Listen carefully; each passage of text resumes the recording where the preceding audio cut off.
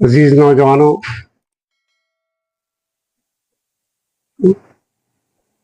جیسا کہ آپ جانتے ہیں کہ یہ ایک سیرت کی سیریز چل رہی ہے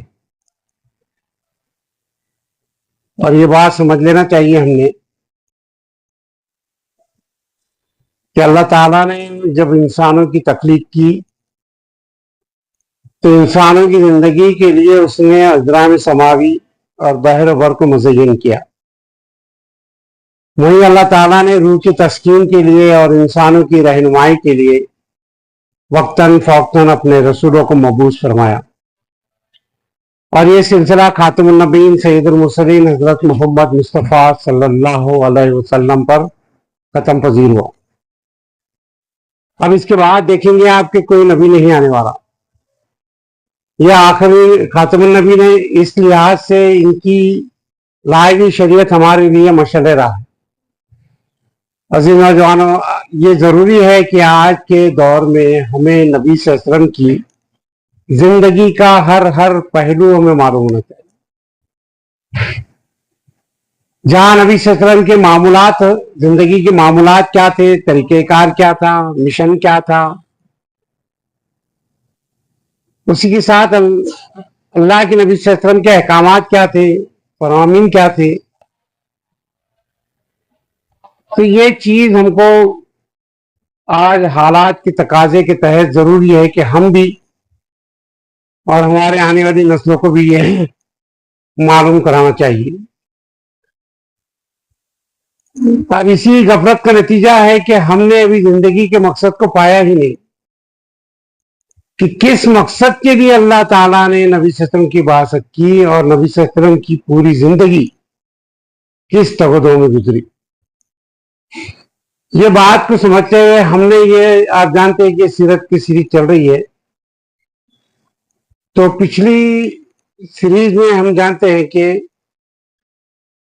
اللہ کے نبی صلی اللہ علیہ وسلم طائف گئے اور طائف سے وہ واپس آئے مکے کے اندر۔ تھوڑی سی طائف کا ایک بات میں آپ کو بتا دوں کہ جیسا پچھلے اس میں آپ کو معلوم ہوا کہ طائف کے اندر کیا کیے تھے۔ اللہ کے نبی صلی اللہ علیہ وسلم وہاں 10 روز رہے اور 3 بڑے بڑے سرداروں کے سامنے دعوت پیش کی، انہوں نے انکار کیا۔ کسی نے کہا کہ تم ہی ملے تھے اللہ کو، کسی نے کہا تھا کہ اگر کوئی نبی بنانا ہوتا تو کسی سردار کو بنایا ہوتا۔ بہرحال، لیکن ان کے باوجود جب اللہ کے نبی صلی اللہ علیہ وسلم لکھے تو آپ جانتے ہیں کہ مکے کے کچھ اوباش لڑکوں کو اللہ کے نبی صلی اللہ علیہ وسلم پیچھے لگاتے ہیں، اور آپ دیکھیے کہ اللہ کے نبی صلی اللہ علیہ وسلم کو سرکل دائرہ بنا کے پتھر مارا جا رہا ہے، اور اللہ کے نبی صلی اللہ علیہ وسلم کہہ رہے ہیں کہ ٹھیک ہے تمہیں پتھر مارنا ہے تو 3 طرف سے پتھر ماریے، لیکن ایک طرف کے لوگ میری دعوت تو سنیے کہ میں کیا کر رہا ہوں۔ میں یہاں بتانا چاہ رہا کہ دعوت کی کیا تڑپ تھی، صرف دعوت پہنچانے کا مقصد اتنی تڑپ تھی اللہ کی، وہ چاہتے تھے کہ یہ میرے بھائی جو ہیں، یہ انسانیت ان کے اندر آئے اور یہ جو ہے جہنم کی آگ سے بچ جائے۔ یہ تڑپ تھی، اتنی تڑپ تھی کہ خود اللہ نے یہ بات قرآن میں کہا کہ اے نبی، کیا تم ان کے پیچھے اپنی جان گنوا دو گے؟ تمہارا کام تو صرف دعوت پہنچا دینا ہے۔ تو ہر دائی کو اسی طرف کے ساتھ اٹھنا پڑے گا جب یہ دعوت کامیاب ہو۔ تو بہرحال آپ دیکھیں کہ وہ پتھر زخمی ہو گئے، یہاں کے گش آ کے گر گئے۔ حضرت زید ساتھ میں تھے، وہ آئے اٹھائے، اور جب زخمی حالت میں نکلے طائف کے باہر تو اللہ تعالیٰ نے اللہ کے نبی سے کہا کہ اے اللہ، تو نے مجھے کس کے حوالے کر دیا ہے، کن لوگوں کے حوالے کر دیا ہے کہ یہ لوگ میری بات نہیں سنتے، اور میرا کیا حل کیا؟ لیکن اس کے فوری بات اللہ کے نبی نے یہ بات کہی کہ اے اللہ، اگر اس پر تو راضی ہے، تو ناراض نہیں ہے تو بات الگ ہے، اگر تیری ناراضی کی سبب یہ تکالیف ہے تو میرے لیے تو بہت دشوار ہے، لیکن اگر تو راضی ہے تو پھر اس سے مزید، اس سے زیادہ بھی اگر تکلیف ہے تو میرے لیے کافی ہے، اگر تو راضی ہے۔ تو دیکھیے، یہ ہے وہ جملے جو اللہ تعالی نے جب یہ بات سنی اپنے نبی کی تو فرشتے آ گئے پہاڑ۔ جبرائیل نے کہا کہ دیکھو کہ پہاڑ کے فرشتے آئے. یہ یہاں ایک بات پیش نظر رکھنا چاہیے آپ نے کہ اس سے پہلے بھی تکالیف دی گئی. عتبہ بن معیط نے انہوں نے جو ہے کہیں گلے میں رسی ڈال کے موڑا, کہیں وجوی ڈالی گئی. شعیب میں تعلیم میں 3 سال رہے, تکالیف برداشت کی, لیکن کبھی فرشتہ نہیں آیا. یہ پہلی مرتبہ تھا فرشتہ کہ جب اللہ کی نبی سے اس حالت میں اللہ سے کہتے ہیں کہ اے اللہ اگر تو راضی نہیں ہے تو پھر اس سے زیادہ بھی تکلیف ہے تو میرے لیے کوئی پریشانی کے باعث نہیں ہے. بس یہی امت مسلمہ کو ایک میسج دیا جا رہا ہے کہ دیکھیے کہ اس راہ میں یہ تکالیف تو آنا ہے, اور اللہ کی رضا کے لیے اگر یہ تم تکالیف برداشت کرتے ہو تو پھر یقین جانیے کہ اللہ کی مدد ضرور آتی ہے.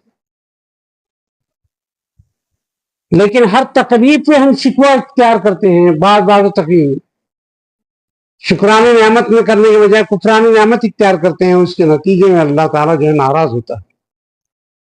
کہ اللہ کا بار بار ہم نے شکر بجا لانا چاہیے کہ سب سے پہلی بات تو کہ اللہ نے ایمان والا بنایا, تو پھر جب ایمان والا بنایا تو ایمان کے تقاضے کے تحت یہ بات دیکھی کہ فرشتے نے کہا تھا کہ اللہ آپ دیکھتے ہیں کہ نقشے میں دیکھیں گے طائف جو ہے اس طرح سے کہ 2 پہاڑی اور بیچ میں طائف کی بستی. تو پہاڑوں کا فرشتہ کہتا ہے اللہ کے رسول سے آپ اجازت دے تو یہ 2 پہاڑوں کو میں ملا دوں, جس کے نتیجے میں یہ جو بستی ہے پوری پس کے رہ جائے. تھوڑا تصور کیجیے اگر کسی نے ہم کو مارا, یہ پتھر ہے, کوئی تکلیف ہوئی تو ہم کیسے تڑپتے ہیں. ہم چاہتے ہیں کہ بس اس کا کیا کر دیں ہم جان, لیکن وقت کا نبی اتنے پتھر کھانے کے بعد یہ کہتا ہے کہ نہیں, یہ نہیں تو ان کے آنے والے نسلیں ایمان لائیں. آپ جانتے ہیں کیا دور اندیشی تھی نبی صلی اللہ علیہ وسلم.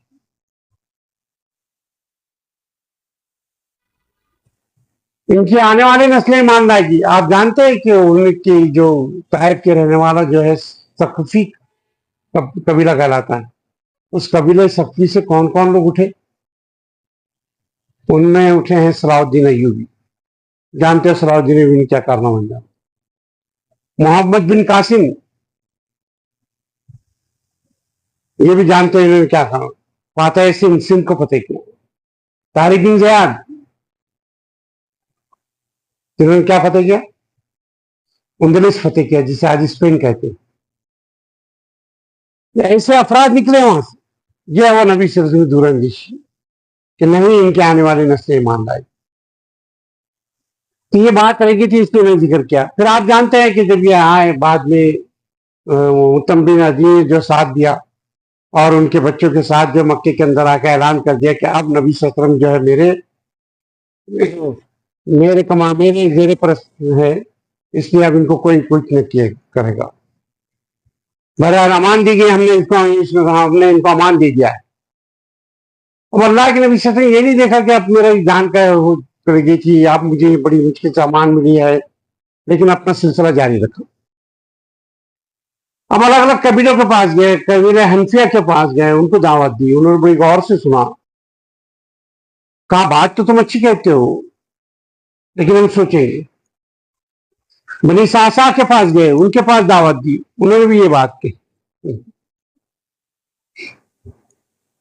اسی زمانے میں جو ہے یثرب سے مدینے سے جو ہے حضرت سوید آئے تھے. یہ بہت بڑے شاعر تھے. سوید آیا, اللہ کے نبی صلی اللہ علیہ وسلم نے ان کو دعوت دی. سوید بن سامت یہ اشرف الخاندان کے علاوہ بہت زباندار تھے. اور جب اللہ کے نبی صلی اللہ علیہ وسلم ان سے ملے اور ان کو جب یہ دعوت دی تو انہوں نے کہا یہ دعوت تو بہت اچھی ہے, اور دعوت قبول کر لی. دعوت قبول کرنے کے بعد جب وہ مدینہ گئے اور مدینے کے جانے کے کچھ ہی دنوں کے بعد وہ جنگ صعب ہوئی اور اسی جنگ کے اندر یہ شہید ہو گئے. تو لوگوں کی یہ گواہی دی گئی کہ انہوں نے اسی وقت ایمان لے آئے. پھر اسی طرح سے آپ دیکھتے ہیں اوس اور خزرج کی قبیلے کے لوگ جو آئے دن جھگڑ لڑتے تھے, تو ان کے کچھ افراد مکے میں آئے اور مکے میں آ کر یہ بیٹھے اور کچھ کہہ رہے تھے کہ ہم بات اپنی کریں گے, آپس کس طرح سے طے کریں گے. हम मामला कैसे दुरुस्त करेंगे। तो उस मजमे में अल्लाह के नबी सल्लल्लाहु अलैहि वसल्लम आए और अल्लाह के नबी सल्लल्लाहु अलैहि वसल्लम ने कहता है कि ठीक है, लेकिन मैं तुम्हें एक ऐसी बेहतरीन चीज बताऊं, बेहतरीन दावत दूं जो तुम चाहते हो उससे बेहतर है। फिर अल्लाह के नबी सल्लल्लाहु अलैहि वसल्लम ने जो है उसकी दावत पेश की। तो इन दावत के अंदर बहुत से लोग जो है मुतासिर हुए, जिसमें जो है अयाज बिन मास ने कहा कि देखो कि ये बात मेरे समझ में आ रही है और ये बहुत अच्छी दावत है, हम तुम्हें चाहिए कि, लेकिन कुछ ही कबीले के कुछ लोग थे जिन्होंने पकड़ा और पीछे खींचा कि हम इस मकसद के लिए नहीं आए हैं। तो बहरहाल जो मैं बता रहा हूं कि अल्लाह जो पाकीज़ा नफूज होते हैं, अल्लाह ताला ने उन्हीं को ईमान की दावत दी। बात तो एक ही रखी गई, सबके सामने बात रखी गई, लेकिन कुछ ही लोगों ने इससे मुतासिर होकर अयाज बिन माज ने जो है कबूल, लेकिन अयाज बिन माज भी जो है मक्का गए और मक्के के अंदर जो है इन्होंने लोगों को दावत दी थी। तो वहां फिर उनका इंतकाल हो गया। तो लोगों ने कहा कि जिस वक्त उनका इंतकाल हो रहा था तो वो अल्लाह की किबरियाई बयान कर रहे हैं, अल्लाह की बड़ाई बयान कर रहे हैं। अब ये जो है सैयद बिन सामत और अयाज बिन माज के जरिए कुछ बातें जब मदीने के अंदर पहुंची तो ये बात अबू ज़र गफ्फारी रज़ियल्लाहु ताला अन्हु को भी मालूम पड़ी। तो अबू ज़र गफ्फारी रज़ियल्लाहु ताला ने अपने भाई से कहा कि जरा जाके देखो कि मक्के के अंदर जो ये बात कह रहा है क्या है। तो उनके भाई आए मक्का आए, अल्लाह के नबी सल्लल्लाहु अलैहि वसल्लम से मिले और उनको बड़े मुतासिर हुए, फिर गए और अल्लाह के रसूल सल्लल्लाहु अलैहि वसल्लम से कहा, ये अपने अबू ज़र गफ्फारी से कहा कि मैंने जिस शख्स को आपने मिलने का कहा था मैं मिला और मुझे लगता है कि यकीनन वो नबी होगा, क्योंकि उसकी बातों में वो तासीर है जो मैंने इससे पहले कभी नहीं सुनी। लेकिन अबू ज़र गफ्फारी को तसल्ली नहीं हुई। उन्होंने क्या किए कि रखते सफर बांधा और खुद मक्का आए। अब जब मक्का आए तो काबे के अंदर जो है वहां बैठे और जमजम पानी पीकर अपना गुजारा कर रहे थे। तो हजरत अली का गुजर हुआ। हजरत अली ने कहा कि लगता है कि तुम एक अजनबी मुसाफिर हो। कहा हाँ, कहा चलो मेरे साथ। हजरत अली ने लेकर के उनको खाना वाना खिलाया और बात ये हुई कि इन्होंने भी कुछ नहीं पूछा और हजरत अली ने भी नहीं पूछा। फिर दूसरे दिन ऐसा हुआ कि वो कहते हैं कि अबू ज़र गफ्फारी कहते हैं कि मैं दोबारा मक्के के अंदर बैठा और मैं तलाश में था कि मैं ये किसी से पूछना नहीं चाहता था और मैं मालूम करना चाहता था कि कौन है वो अल्लाह के नबी से। तो फिर हजरत अली को गुजर हुआ। हजरत अली ने कहा कि शायद तुम अपनी मंजिल को नहीं पाए अभी तक। कहा कि नहीं। कहा चलो। फिर घर देखे, घर ले जाते रहे आते। फिर अल्लाह के हजरत अली ने पूछा कि तुम किस मकसद के लिए आए हो। तो अबू ज़र गफ्फारी ने कहा कि देखो कि मैं एक बात कहता हूं, लेकिन ये बात तुमने थोड़ा राजदारी से काम अंजाम दे। कहा क्या।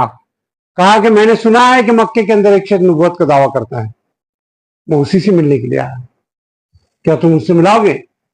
हजरत अली ने कहा कि देखो कि तुम सही जगह आए हो और सही चीज की तुम तलाश में आए हो और तुम्हें सही चीज मिलने वाली। कहा कि चलो मैं बताता। चलो। हजरत अली ने उनको मुतलब किया कि देखो चलते हैं, मैं जिस घर में घुसूंगा आपने भी पीछे आ जाना, लेकिन अगर कोई दुश्मन सामने आ जाए तो मैं जूते के बंद दुरुस्त करने के बहाने एक कोने में बैठ जाऊंगा और आपने अपना रास्ता पलट लिया। बहरहाल वो हजरत अली के पीछे गए। हजरत अली जो है नबी सल्लल्लाहु अलैहि वसल्लम के घर में दाखिल हुए, वो पीछे आए। अल्लाह के नबी सल्लल्लाहु अलैहि वसल्लम मुलाकात की, अल्लाह के नबी सल्लल्लाहु अलैहि वसल्लम दावत दी, उन्होंने कबूल कर लिया। उन्होंने कबूल कर लिया तो कहा कि मैं इसका ऐलान करूंगा। अल्लाह ने मना करा कि नहीं, अभी तुम जाओ अपने घर में और जिस वक्त हम ऐलान कर देंगे, जिस वक्त ये ऐलान हो जाएगा वो तो उस वक्त चले आ जाना। तो कहा कि नहीं, कि जो कलमा मैंने इख्तियार किया अभी ईमान ला देखिए। अब ईमान की तरह जैसी कलमा कबूल किया तो कैफियत कैसी बदल गई। पहले ये मामला था कि राजदार में रविश इख्तियार की हुई थी, लेकिन जैसी कलमा कबूल किया कि जब ये कलमा हक है तो इस हक कलमे को बुलंद करने के लिए मुझे कोई दुश्वारी पेश नहीं आना चाहिए। और वो काबे के अंदर आया और उन्होंने ऐलान किया, अशहदु अन ला इलाहा इल्लल्लाह व अशहदु अन्ना मुहम्मदन अब्दुहु व रसूलुहु। वहां जब काबे के अंदर जो मुशरिकीन मक्का बैठे थे वो एकदम चौंक उठे। कहा कौन है ये, इससे कलमे का ऐलान किया है। लोग निकल मारने लगे, जैसे मारने लगे वो गिर गए। गिर गए तो तुम हजरत अब्बास है, और हजरत अब्बास ने रोका कि रुको, तुम जानते हो कि किसको मार रहे हो? ये कबीले गफ्फार का शख्स है, और तुम्हारी तिजारत जो है उन्हीं रास्ते से गुजर होती है जहां कबीले गफ्फार रहता है। अगर ये शख्स को कुछ हो तो तुम्हारी तिजारत मुतासिर हो जाएगी। लोगों की बात समझने छोड़ दी। लेकिन फिर दूसरे दिन हजरत गफ्फार, हजरत अबूजर गफ्फार फिर गए और फिर ऐलान किया, फिर लोगों ने मारा, फिर हजरत अब्बास ने आके यही बात, पूरे जख्मी हो गए। उसकी कोई परवाह नहीं है अब कि मैंने कलमा हक बुलंद, कलमा हक कबूल कर लिया है। तो एक कलमे के हक कर देने के बाद कैफियत कैसी बदल जाती, उसकी बयान करने की, दुश्मन इस्लाम के सामने पेश करने की। तो सहाबा का मामला यही था कि जब कलमा इख्तियार किया, कलमे ईमान में दाखिल हुए, तो फिर वो इस तरह भी कैफियत के अंदर मुब्तला हो गए। फिर वो आराम की जिंदगी और पुरसुकून जिंदगी नहीं गुजारा उन्होंने, क्योंकि उन पर जिम्मेदारी आयद कर दी गई और उन्हें ये बता दिया गया कि अब इसके बाद उनको काम क्या करना है, चाहे हालात कैसी हो। उन्होंने ईमान से मसालत नहीं की, कंप्रोमाइज नहीं किया। फिर इसी के बाद क्या हुआ कि ये धीरे धीरे लोग जो है बढ़ते जा रहे थे। फिर उसी असना में जो है तुफैल उमर बिन दोसी, जो है तुफैल दोसी, हजरत तुफैल दोसी है जो दोसी क्लब के थे, अमन के रहने वाले थे, और वहां से आए और बहुत बड़े शायर थे और लोग उनको अच्छी तरह पहचानते थे। तो मक्के के लोगों ने कह दिया कि देखो कि हम तुम्हारी बड़ी इज्जत करते हैं। इनकी इस्तकबाल के लिए गए, उनको लाते लाते ये बता रहे कि देखो कि आप हमारी नजर में बहुत काबिल एहतराम शख्सियत है, लेकिन हमें तुम्हें एक खतरे से बता देना चाहते हैं, एक खतरे से जो तुम दो चार हो जाओगे तो उससे हम पहले मुतनब्बा कर दें। कहा क्या? कहा देखो कि मक्के के अंदर एक शख्स ऐसा है जो अपनी जबान में बड़ी तासीर रखता है, जादूगर है वो, उसकी बात नहीं सुनना, वरना याद रखो कि तुम अपने आबा अजदाद के दीन को छोड़ दोगे। तो जब ये बात सुना तो मैंने क्या किया, फिर दोषी कहते हैं कि वो कपास लिया, उन्होंने कानों में रख दी कि इनकी बात मेरे कानों में ना पहुंची। पहले दिन हो गया। दूसरे दिन जब वो काबे के अंदर गए तो वो अपने कपास लगा दिए और अल्लाह के नबी से नमाज पढ़ रहे। तो तुफैल दोषी ने सोचा कि मैं भी तो बहुत बड़ा शायर हूं, कलाम को जानता हूं, तो मैं सुनूं तो सही क्या कलाम है। अगर ऐसा वैसा कलाम है तो मैं उन्हें बता दूंगा। तो उन्होंने निकाला, जब अल्लाह के नबी से तो कुरान की तिलावत कर रहे थे तो जब भी मुतासिर हो गए। अल्लाह के नबी से कहा कि तुम किस बात की दावत देते हो? अल्लाह के नबी कुरान की आयत। तो कहा कि देखो कि मैं तो बहुत बड़ा शायर हूं। उनका बड़ा उस जमाने में डंका था शायर की, और उस जमाने में बताने का अल्लाह के नबी से जमाने में क्या मामला ज्यादा चलता था, जबान दानी, यानी फसाहत व बलागत उनमें फूट फूट के भरी हुई थी, बहुत अच्छा है। तो वो इसीलिए बताया, अरब से हटकर जो लोग हैं तो उन्हें क्या कहते थे? अजमी, गूंगा। तो ये कहते थे कि इनको बात करना नहीं आती है। ये लोग तो तरीका जानते ही नहीं बात करने का, इसलिए अजमी लफ्ज का इस्तेमाल करते, ये अजमी है। और अरब वाले जो इस बात पर उनको बड़ा फख्र था कि हम फसाहत और बलागत के हामिल हैं। तो उसमें ये शायर, और शायरों के और उसमें मजीद, और फिर शायरों में भी सबसे अच्छे शायर टॉप के। तो उन्होंने कहा कि ये कलाम तो मैंने आज तक नहीं सुना, ऐसा कलाम तो मैंने अभी तक नहीं सुना। और उन्होंने इस्लाम ला लिया। इस्लाम लाने के बाद जब वो घर पहुंचे, घर पहुंचती थी बीवी से कहा कि मैं तुमसे बात नहीं करूंगा। कहा कि मामला क्या हो? कहा कि इस तरह से कि मैं ईमान ला गया। कहा मैं भी ईमान ला। फिर उनके वालिद को, उनके वालिदा ने ईमान लिया। फिर धीरे धीरे उनके कबीले के लोगों को भी। तो कुछ ही दिनों में आप जानिए कि तुफैल दोसी के जरिए 450 लोगों ने ईमान लाए।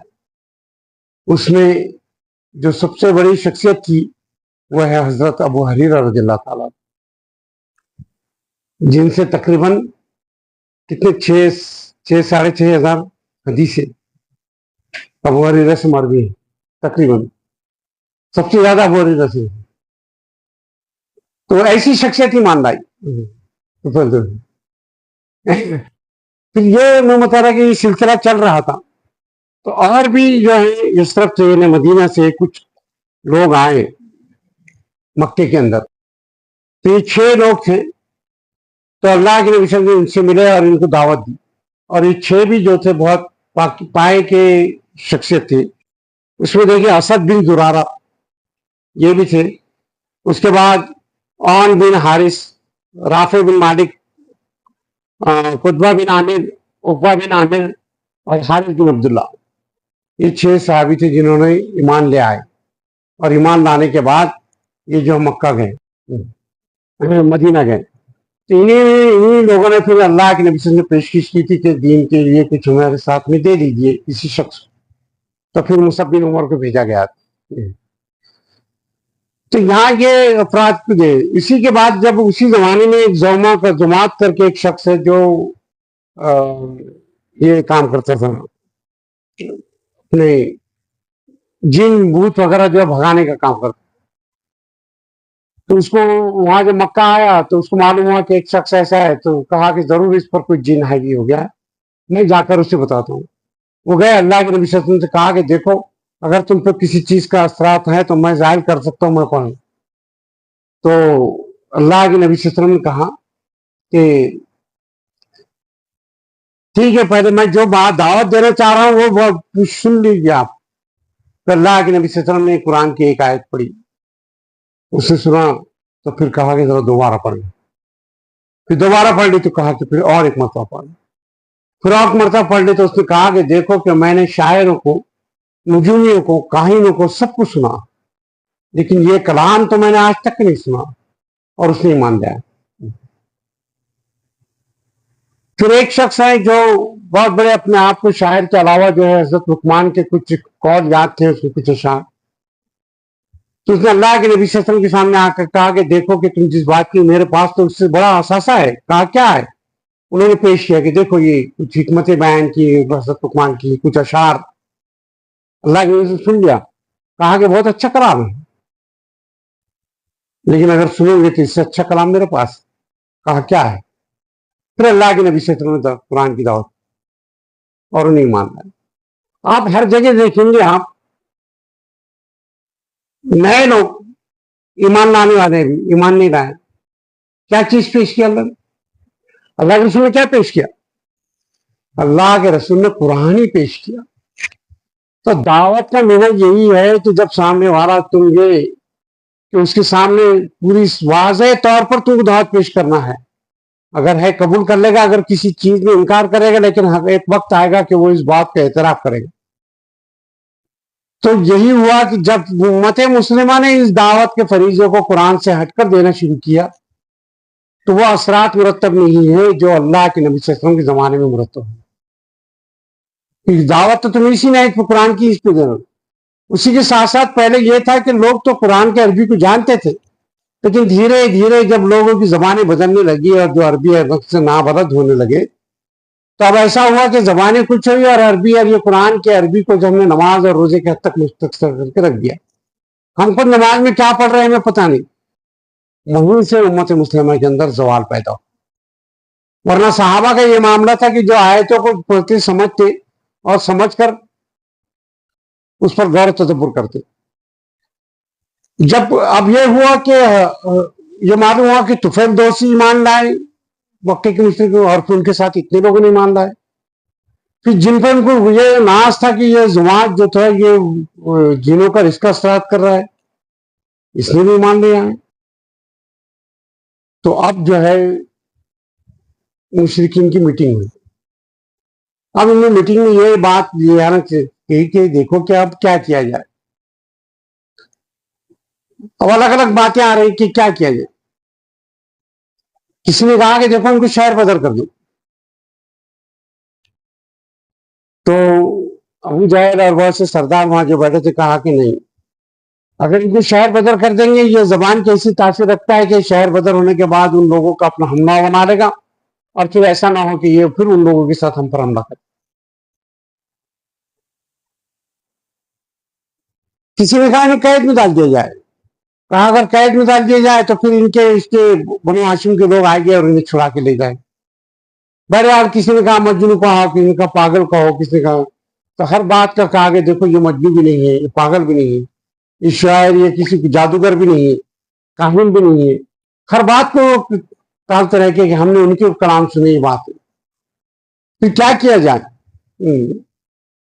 फिर ये मशवरा का तय हुआ कि देखो कि हम ऐसा करते हैं कि नबी सल्लल्लाहु अलैहि वसल्लम को तमाम कबीले के लोग मिलेंगे, तमाम कबीले के नौजवान जमा करेंगे एक एक, और ये कहेंगे तलवार लेके बैक वक्त नबी सल्लल्लाहु अलैहि वसल्लम पर जाए नौजुबिल्ला हम जो हमला करेंगे और उनका कत्ल करेंगे। अगर हम ऐसा करेंगे तो बनु हाशिम कबीला किस किस से बदला लेंगे? वो बदला नहीं ले सकते हैं। तो अभी ये बात और भी चल रही है, लेकिन इसी वक्त देखे कि आप अल्लाह के नबी सल्लल्लाहु अलैहि वसल्लम को कुछ लोगों के, इससे पहले बात आई कि कुछ लोग हबशा की तरफ गए हिजरत करके, तो बार बार लोग, कुछ लोग मदीना चले गए। तो ये बात आ रही थी कि अल्लाह के नबी सल्लल्लाहु अलैहि वसल्लम को कि आप भी चलिए, लेकिन अल्लाह के नबी सल्लल्लाहु अलैहि वसल्लम ने ये बात कही कि नहीं, जब तक कि अल्लाह का हुक्म नहीं होता मैं नहीं जाऊँ। है ना, हालात इतनी संगीन हालात आ गए, लेकिन उसके बावजूद भी अल्लाह के नबी सल्लल्लाहु अलैहि वसल्लम ने, अब क्या हुआ कि अल्लाह के उन्होंने तय किया कि एक रात में ये तय किया कि एक रात में हम जो अल्लाह के नबी सल्लल्लाहु अलैहि वसल्लम का घेरा मुहासरा करेंगे, और सुबह के टाइम में जब वो फजर को निकलेंगे तो हम उन पर हमला कर देंगे। अब उस वक्त जब अल्लाह उनको इजाजत मिल गई तो अल्लाह के नबी सल्लल्लाहु अलैहि वसल्लम जो है हजरत अबू बकर के घर गए। दोपहर का वक्त था। हजरत आयशा कहती है कि हमने देखा कि कोई शख्स जो है सफेद कपड़ा ओढ़े, चेहरा ढांपे हुए आ रहा है। हजरत अबू बकर ने देखा कि जरूर ये अल्लाह के नबी, और कहा कि मामला कुछ गड़बड़ है, क्योंकि ये वो वक्त होता था कि कोई दोपहर के वक्त अरब का ये मामला था कि कोई किसी घर पर नहीं जाता था। अल्लाह के नबी सल्लल्लाहु अलैहि वसल्लम गए और कहा कि देखो मुझे इजाजत मिल गई है। तो अल्लाह हजरत अबू बकर ने कहा कि देखो कि मैंने पहले ही से 2 ऊँटने तैयार कर ली, मैंने खिला पिला के फरबा कर रखे ऊँटनी हिजरत के लिए। अल्लाह के नबी ने थोड़ा तवक्कुफ किया और कहा कि देखो कि तुमने जो मेरे लिए ऊँटनी तैयार के रखे, मैं उस पर सवार हुआ चलूंगा, लेकिन शर्त यह है कि मैं पैसा उसका कीमत अदा करूं। हजरत अबू बकर की आंखों में आंसू आ गए कि अल्लाह के रसूल, मुझसे भी कहा कि मैं उसकी कीमत दूं। ये मामला था अल्लाह के नबी सल्लल्लाहु अलैहि वसल्लम का, कोई भी मामले में जो है बिल्कुल शफाफियत रहती थी। ठीक हो, अरे आप अंदाजा लगाइए कि अल्लाह के नबी सल्लल्लाहु अलैहि वसल्लम जो है फक्र वगैरह को उन्होंने कबूल किया। अगर अल्लाह के नबी सल्लल्लाहु अलैहि वसल्लम कुछ चाहने और इशारा करते तो आप जानते कि खुद अल्लाह के नबी सल्लल्लाहु अलैहि वसल्लम के दामाद हजरत उस्मान तो उस वक्त बिरला टाटा से बढ़कर, अब्दुल रहमान बिन औफ के पास भी बहुत पैसे, लेकिन अल्लाह के नबी सल्लल्लाहु अलैहि वसल्लम ये चीज चाहा है ना, अगर सिर्फ इशारा करते तो साहबा तो तमाम माल उनकी खिदमत में बिछा सकते थे। लेकिन अल्लाह के नबी सल्लल्लाहु अलैहि वसल्लम दुनिया की चाहत और पैसे की चाहत कभी पेश ही नहीं की, बल्कि किसी ने किया तो बड़ी मुश्किल से कबूल किया, लेकिन किसी की चीज उनको अगर देना है तो उजरत दी है, उसके पैसे दिए। बहरहाल ये बात तय हो गई और अल्लाह के रात में मुहासरा कर लिया गया। अब अल्लाह के नबी सल्लल्लाहु अलैहि वसल्लम ने जो हजरत अली से कहा कि तुम यहाँ मेरे बिस्तर पे सो जाओ। अब हजरत अली ये बात नहीं कही कि लोग तो बाहर खड़े हैं। और अहम बात जो चीजें यहाँ हिजरत के जाते, क्या किया था अल्लाह के नबी जाने से पहले अल्लाह के नबी सल्लल्लाहु अलैहि वसल्लम के पास अमानतें रखी थी। आज के जमाने की तरह बैंक नहीं थी वो, अरे कितने काबिल एतमाद थे लोग कि जो लोगों के पास अमानत है। और खुद अल्लाह के नबी सल्लल्लाहु अलैहि वसल्लम को अमीन इसलिए बोला जाता था कि जो चीज उनके पास रखी जाती थी वैसी ही चीज वापिस मिलती थी। तो अल्लाह के नबी सल्लल्लाहु अलैहि वसल्लम अमानतें दे रहे हैं कि देखो फला को देना। जरा अजीजान ग्रामी इस पर गौर कीजिए कि अमानतें किसकी, किन की अमानतें दे रहे? उन लोगों की अमानतें दे रहे जो तलवार लेकर बाहर खड़े नबी सल्लल्लाहु अलैहि वसल्लम को मारने के लिए। उनकी अमानतें दे रहे कि मेरे जाने के बाद उन्हें दे देना। ये नबी का अस्वा अमल ये बताता है इस उम्मत के लिए कि देखो कि तुम मामलात में इतनी शफाफियत इख्तियार की। हमारा मामला क्या होता है, जरा सा झगड़ा हो गया, जा नहीं देता, तुझे जो करना है कर। अब तो उसके देना नहीं है, सिर्फ झगड़ा हो गया या कोई बातचीत हो गई तो यहां वक्त के नबी की जान की दुश्मन मारने के लिए खड़े और नबी सल्लल्लाहु अलैहि वसल्लम इमानत दे रहे कि मेरे बाद जाओ। अब جیسے میں بتایا نا کہ اللہ نے جو آیت قل ان تم تحبون اللہ فاتبعونی یحببکم اللہ، کہ اللہ تعالیٰ کہہ رہا ہے کہ میری اگر مجھ سے محبت کرتے ہو تو اللہ کے میرے رسول کی اتباع کرو. اطاعت اور اتباع میں فرق ہوتا ہے. اطاعت اسے کہتے ہیں کہ جب حکم دیا جائے بجا لائے اسے اطاعت کہتے ہیں. اور اتباع کسے کہتے ہیں؟ اتباع اسے کہتے ہیں کہ نبی صلی اللہ علیہ وسلم کو جیسا دیکھا وہی طریقہ کار اختیار کیا. نبی سے پورے صحابہ اور نبی صلی اللہ علیہ وسلم کے وصال کے کئی سالوں تک جو ہے لوگ بغیر داڑھی کے نہیں تھے، کیونکہ نبی صلی اللہ علیہ وسلم کو دیکھا تھا داڑھی رکھتے ہوئے لوگ. اب بات کے لوگوں نے جو ہے اس میں تعویلات اختیار کی کہ نبی نے نہیں کہا ہے اور ایسے نہیں کہا. یہ حب رسول کو تقاضا ہے کہ نبی جیسے تھے صحابہ ویسے رہتے تھے. یہ حب رسول اور اس کے تقاضے کے تحت جو بات آئے گی میں بتاؤں گا کہ صحابہ کیسے کیسے الگ. میں یہاں ایک بات بتانا چاہ رہا تھا کہ جب اتباع میں یہ بات آتی ہے کہ جب اللہ کے رسول گئے اور کہا کہ یہاں سو جاؤ، حضرت علی سو گئے، یہ اطاعت ہو گئی. لیکن نبی صلی اللہ علیہ وسلم جیسا سوتے تھے ویسا ہی سوئے، یہ اتباع. اب اللہ کے رسول یہ بات نہیں کہتی کہ میں جیسے سویا ویسے سو، صرف کہاں سو جاؤ چلے. اس کا فائدہ کیا ہوا؟ اللہ کے نبی صلی اللہ علیہ وسلم نے سورہ یاسین پڑھتے ہوئے ان کی طرف کنکریاں پھینکی، ان کو نظر نہیں نکل رہے. شیطان آیا انسانی شکل میں اور ان سے کہا گیا جس شخص کے تو انتظار میں کھڑے وہ تو نکل گیا. انہوں نے جھانک کے دیکھا اندر سے تو حضرت علی تو سوئے، اور جیسا نبی صلی اللہ علیہ وسلم سوتے ویسے سوئے. اور ان لوگوں کو اس بات کا علم تھا کہ نبی صلی اللہ علیہ وسلم کیسے سوتے ہیں. انہوں نے جب جھانک کے دیکھا تو کہ نہیں وہ تو اندر ہے، وہ اندر ہے، اور وہ اٹھ کے رہے. اور جب صبح میں جب دیکھا تھا حضرت علی، پھر ان کو کہا کہ بتاؤ کہ کہاں ہے. پھر وہ حضرت ابوبکر کے گھر پر گئے تو ان کی بیٹی حضرت اسما تھی. ابو جہل نے جب پوچھا تو نہیں بتائی تو ایک تھپڑ مارا اس نے، اور تلاش میں نکلے کہ کہاں. تو اب اللہ کے نبی صلی اللہ علیہ وسلم کی حکمت عملی دیکھیے کہ یہ فرض کیجئے کہ مکہ ہے، آپ جانتے ہیں کہ نارتھ میں شمال میں مدینہ ہے، راستہ ہے. اللہ کے نبی سے ادھر نکلنے کے بجائے جنوب میں نکلے. اب تمام کے تمام لوگ جو ہے مکے کے مدینے کے راستے پہ دوڑ پڑے کہ یہ اسی راستے پہ مدینے ہی جائیں گے. اور سرکوٹوں کا اعلان کر دیا گیا کہ دیکھو 100 سرکوٹ دیے جائیں گے. اس وقت سرکوٹ کی بہت قیمت، تو ہر کوئی دوڑے چلا گیا اور مکے کے مدینے کے راستے. لیکن نبی صلی اللہ علیہ وسلم جو ہے جنوب سے نکلتے ہوئے جو جا کے غار سور میں. اس میں اور ایک بات میں بتا کے اپنی بات ختم کروں گا کہ جب لوگ تلاش بار بار ڈھونڈ کے آ رہے ہیں تو کسی نے کہا کہ دیکھو اگر میں نے یہاں ادھر دیکھا ہے کسی کو جاتے ہیں.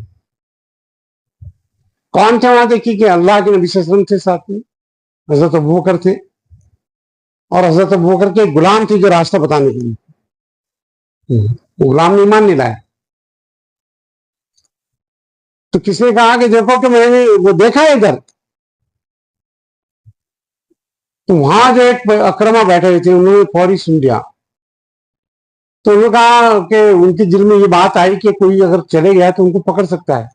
تو فوری کہا نہیں وہ نہیں ہے، میں نے دیکھا وہ نہیں ہے، سب خام گڑ دے. لیکن خود نکلا اور اس نے کہا کہ میں لے کر جو ہے یہ انعام حاصل. اور وہ دوڑتا ہوا چلا آ گیا نبی سے. لیکن جیسے نبی صلی اللہ علیہ وسلم کے قریب پہنچا تو دیکھا کہ وہ پیر ان کے دھس گئے زمین، گھوڑے کے پیر دھس.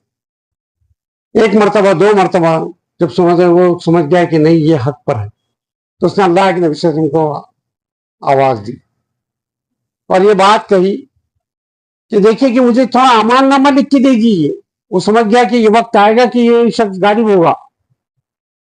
اب میں پیچھا کیا میرا معاملہ کیا ہوگا. تو فوری کہا کہ تم مجھے امان نامہ لکھ کے دیجیے. اللہ کے نبی صلی اللہ علیہ وسلم نے کیا اور لکھ کے دیا. یہاں بات بتائیے کیا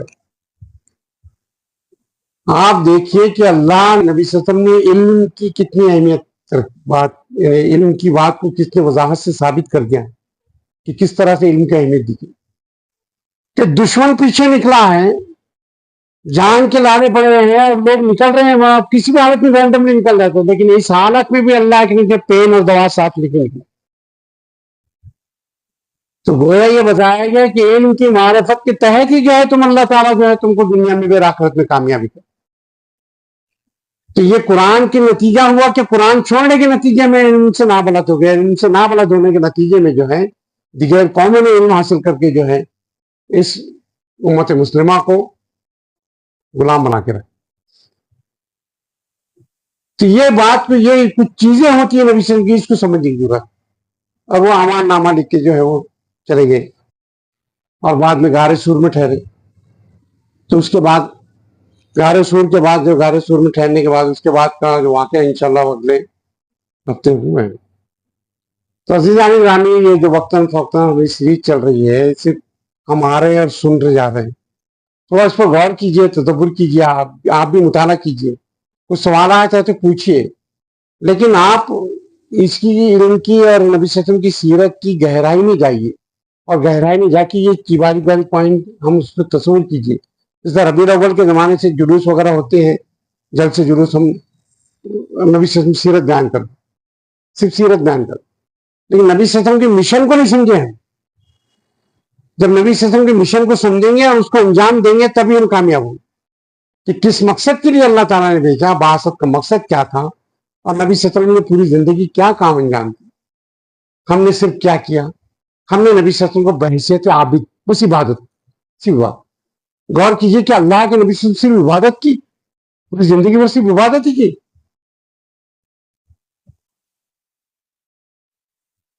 تو آپ جس حیثیت سے بھی نبی صلی اللہ علیہ وسلم کو دیکھیں گے آپ نبی صلی اللہ علیہ وسلم کا پہلو نمایاں نظر آئے گا.